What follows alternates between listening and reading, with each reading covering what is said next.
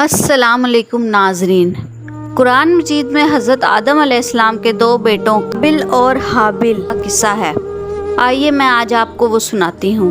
حضرت آدم علیہ السلام اور حوا علیہ السلام سے بہت اولاد ہوئی۔ انہی میں سے دو بچے قابل اور حابل تھے۔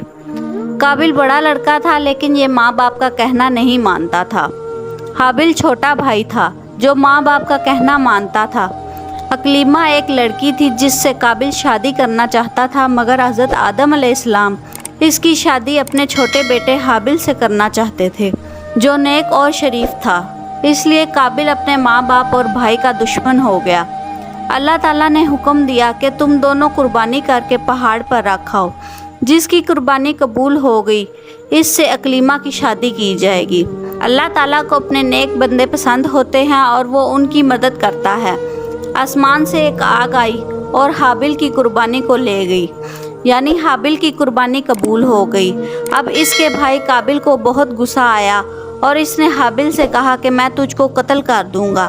حابل نے کہا اللہ نیک بندوں کی قربانی قبول کرتا ہے، اگر تم مجھ سے لڑو گے تو میں تم پر ہاتھ نہیں اٹھاؤں گا۔ آخر ایک دن قابل نے حابل کو قتل کر دیا۔ دنیا میں یہ پہلا قتل تھا جو قابل نے اپنے بھائی حابل کا کیا۔ قتل کرنے کے بعد قابل کو فکر ہوئی کہ حابل کی لاش کا کیا کرے، کس طرح چھپائے۔ اس نے دیکھا کہ ایک کوا چون سے زمین کھود کر ایک دوسرے مرے ہوئے کوے کو دفن کر رہا ہے۔